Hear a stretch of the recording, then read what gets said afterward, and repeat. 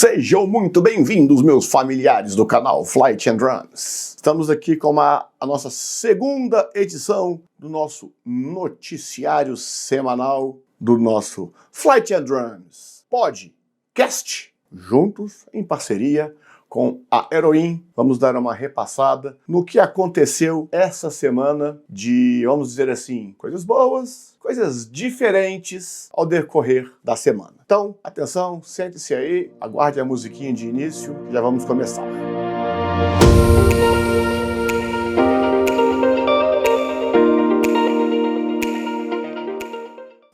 A primeira notícia que eu vou dar, muito feliz por dar essa notícia, é que a Latam conseguiu fazer um acordo com o Airbus através do Tribunal Norte-Americano dos Estados Unidos de adquirir mais 28 aeronaves Airbus A320neo. Isso é muito bom. Por que é muito bom? Porque vai abrir a possibilidade de mais vagas de trabalho para quem está precisando e os passageiros terão mais oportunidades e horários e localidades de voo para poder fazer. Ou seja, quanto mais aviões essas empresas tiverem, melhor para todo mundo. Eu, particularmente, gostaria que existisse mais companhias aéreas no Brasil, para que isso pudesse gerar uma briga entre elas, uma concorrência entre elas, que isso, obviamente, faz com que o preço da passagem caia e a possibilidade do voo,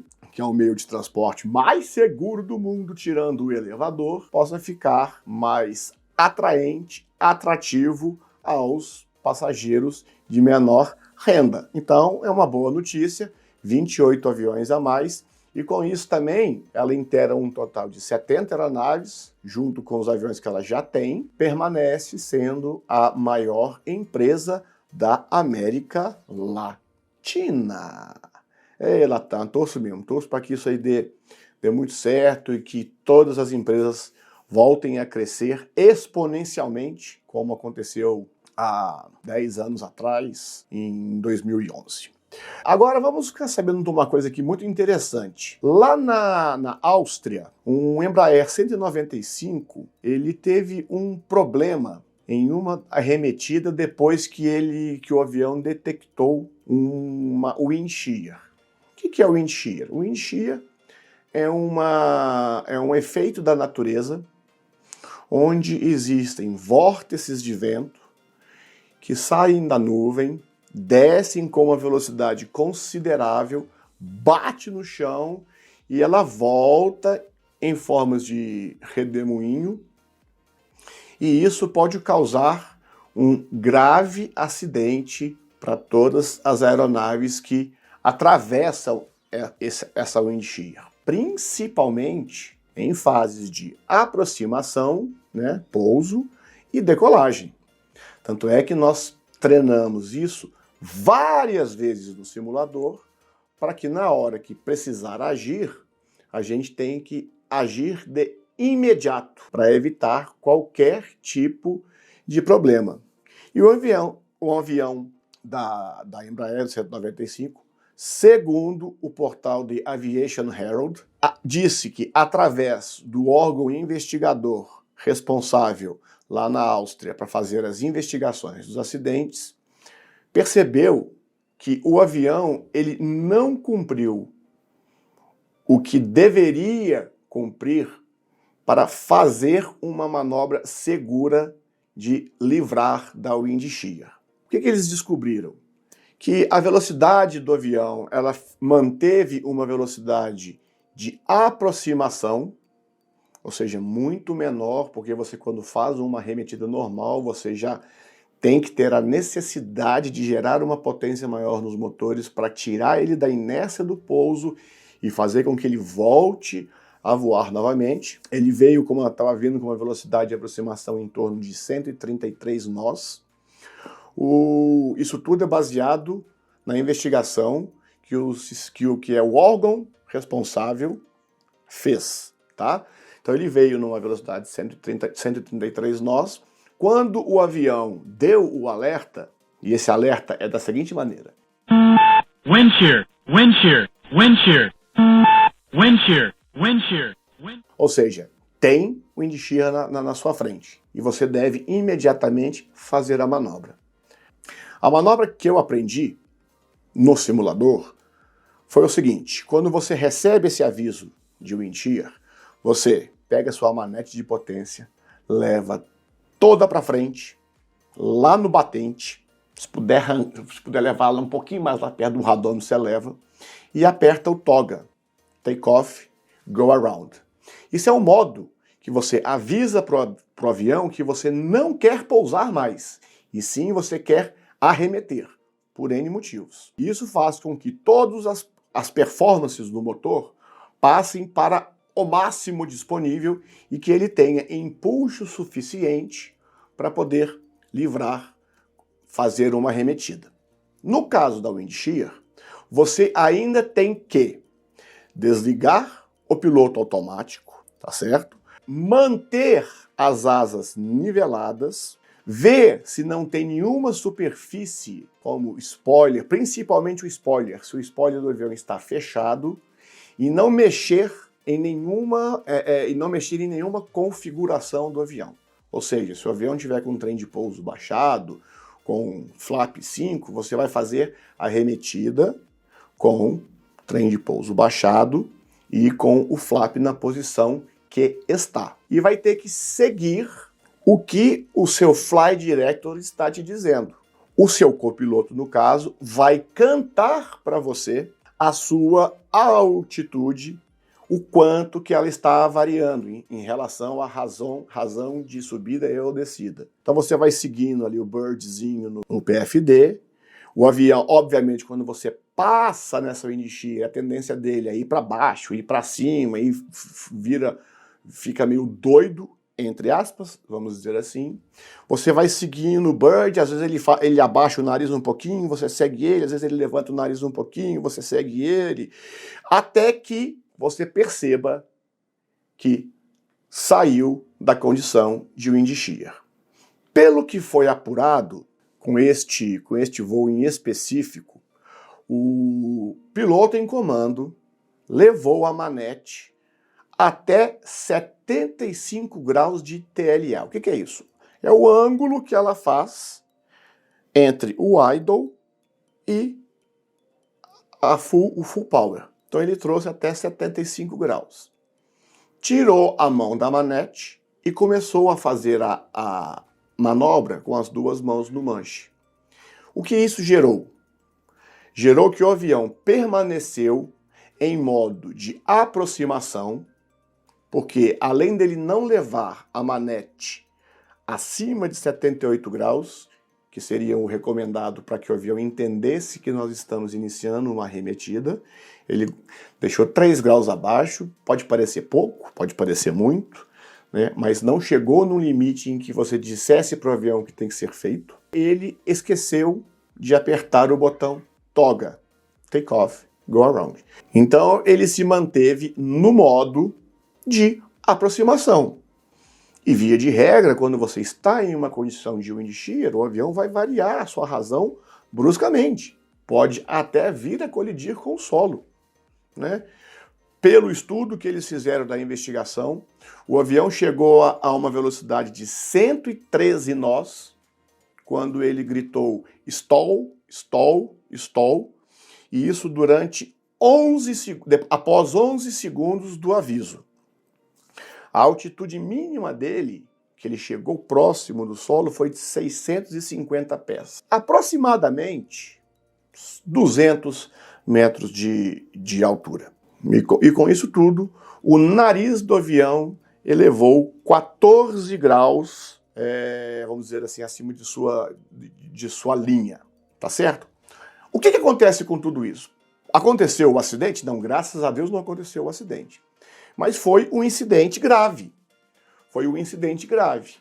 E as conclusões que o órgão investigador chegou foram que os seguintes, que houve desvio da tripulação em relação à execução da manobra, ou seja, tem que ser feito como você faz no simulador. Qualquer coisa que você faz fora disso, você está desviando de uma regra que a empresa e ou a fabricante do avião assim manda você fazer. Obviamente ele esqueceu de apertar o toga, né? E agora, existiu os fatores contribuintes. Quais foram os fatores contribuintes? A própria wind shear, né? Que gera componentes de vento de todos os lugares, cauda, proa, de cima para baixo e o caramba. E também a tempestade que estava próximo do aeroporto, que foi a responsável por gerar essa wind shear.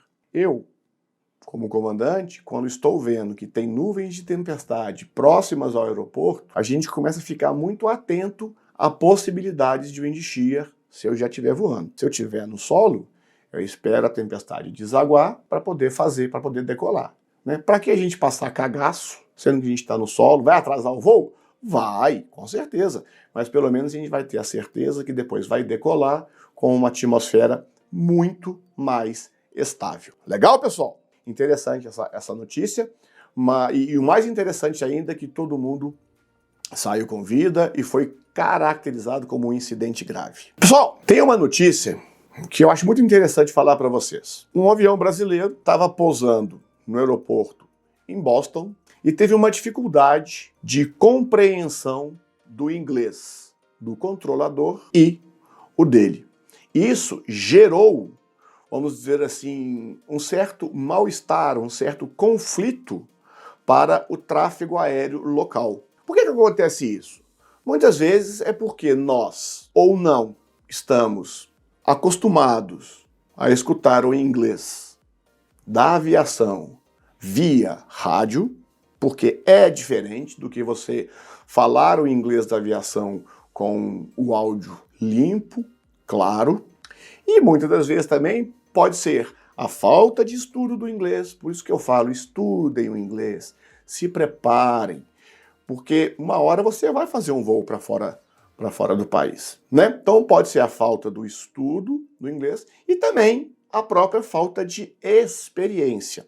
Opinião minha, tá certo? Mas tudo aconteceu de uma forma muito serena, tanto o controlador quanto a tripulação do avião ficaram muito tranquilos. O controlador, percebendo que alguma coisa estava errado, manteve a sua calma, conseguiu fazer vetores. O que são vetores? Dar posições para eles de proa, altitude, velocidade, para que ele conseguisse efetuar o pouso com segurança, e assim foi feito. Uma outra coisa muito interessante, voltando ao Brasil, então vamos voltar ao Brasil aqui, é que a Azul conseguiu a aprovação da ANAC para operar os Embraer E2, o modelo, vamos dizer assim, o modelo novo do Embraer, no aeroporto de Congonhas e no aeroporto Santos Dumont. Por que conseguiu a aprovação? Porque por mais que ele possa parecer igual ao Embraer 195 E1, e é muito parecido, tanto é que ela conseguiu provar para a ANAC que os aviões são muito parecidos, com poucas diferenças, ela conseguiu provar para a ANAC que para treinamento dos pilotos vai se gastar menos tempo, vai ser mais uma adaptação ao E2, porque o E2 já é muito semelhante ao E1. O que muda no E2, nunca voei o E2, mas eu já estudei, já vi, ele tem uma envergadura um pouco maior e o motor dele, que é maravilhoso, tem uma potência um pouco maior. Só para falar, o motor ele é um Pratt Whitney, motorzão lindo, maravilhoso. E ele também consegue ter uma quantidade de passageiros maior. Acho que são 138, acho não, pode ser até 136 assentos. E com esse motor mais novo, maior, mais robusto, ele consegue economizar 25% de combustível por cada passageiro, né? Então isso diminui o custo do avião, consequentemente deve cair um pouco o preço da passagem para vocês, né? O aeroporto Santos Dumont é um aeroporto considerado crítico, o de Congonhas também, mas nada que treinamentos, práticas possam fazer como a Gol faz, como a Latam faz, a Azul ela já tem a homologação de operar o A320 lá no Santos Dumont, usando um instrumento extremamente preciso. É o procedimento RNPAR. Isso não é só para falar um tipo de procedimento. O que é isso? 0,1, ou seja, ele é tão preciso que ele pode dar um desvio de 0,1 milha do eixo na aproximação final. Como esse erro é muito pequeno, 0,1 milha, pode-se abaixar o teto do aeroporto em até 300 pés, muito baixinho. Então, evita de se fechar o aeroporto por causa da meteorologia. Um prédiozinho aí de, vamos botar aí, 10, 12 andares. E o procedimento é extremamente seguro e perfeito. É uma coisa assim que a hora que você vê fazendo no simulador, a gente não acredita a perfeição que o procedimento e o avião, os dois juntos, conseguem fazer. Uau! Agora, pessoal, tá rolando um vídeo na internet aí de um pouso bem durinho, bem assim, violento. É que foi um avião que estava pousando lá em Faro, um 737-700, que pertence à empresa 3MG Intra-Asia Airlines, da Indonésia, onde, aparentemente, dentro do avião, foi um catrapo violento. Yeah, be careful. Don't worry. Bank angle. Bank angle check. Bank angle. Yeah. Sink rate. Come Slow slowly, it right? up. Slow up. Sink rate. Sink rate. Immediate cabin. Good. Come little more. 50. 40. Okay. 30. 20. Good.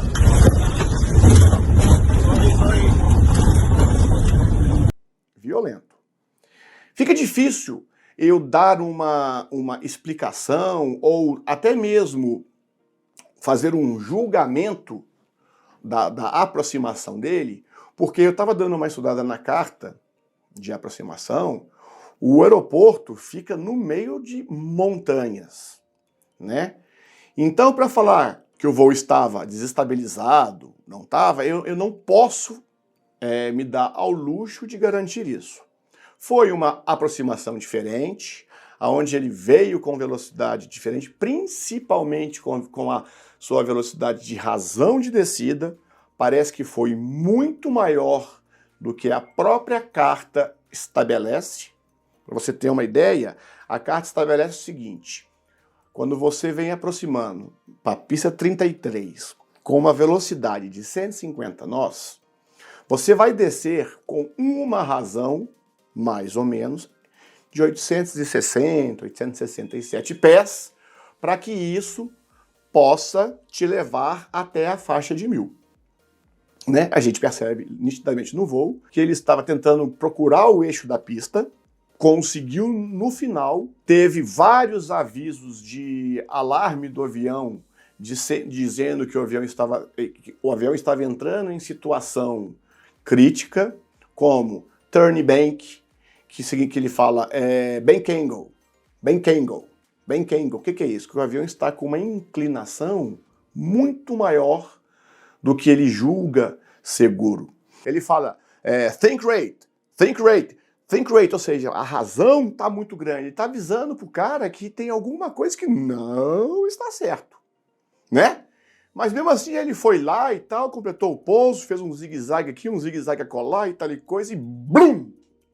Agora, o que eu mais achei interessante em tudo isso, e que eu acho o mais errado de tudo isso que aconteceu, sendo que eu não posso falar que o que ele fez foi errado, não analisei dados, não estava na cabine, mas uma coisa eu vi. E isso eu acho muito perigoso. O copiloto, o que estava sentado à direita do avião, estava filmando o pouso com o seu celular.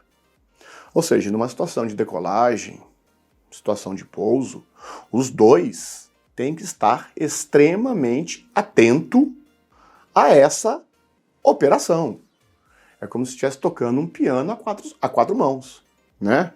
E quando você passa a filmar, você deixa toda a responsabilidade, toda a carga de trabalho para um cara só. Um aeroporto extremamente complicado de pousar, a pista não deve ser muito longa. Eu vou até disponibilizar para vocês a carta de aproximação para vocês verem como é que tem morro na bagaça. Legal? Espero que tenham gostado da nossa segunda edição do Flight and Drums Podcast. Gostaria de mandar um beijo especial a todos os papais, né? Hoje é Dia dos Pais. Gostaria de mandar um beijo especial para mim mesmo, porque eu sou papai, e mandar um beijo especial também a todos os pais ausentes. Então darei um beijo no meu pai, que está lá em cima com o Papai do Céu, e esse beijo se estende a todos que não aqui mais presentes estão, mas a presença dele é sempre verdadeira. Certo? Nossa loja está funcionando, Flight and Drums, loja flightandrums.com.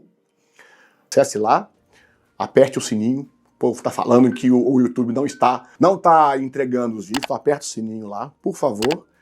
Quem puder virar membro será muito bem-vindo, porque a gente está querendo fazer um trabalho cada dia melhor, com uma condição melhor, com um áudio melhor, com um vídeo melhor. Qualidade, né? Porque beleza eu já tenho e não tem como mudar. Pessoal, fiquem com Deus. Beijo. Até. That's all.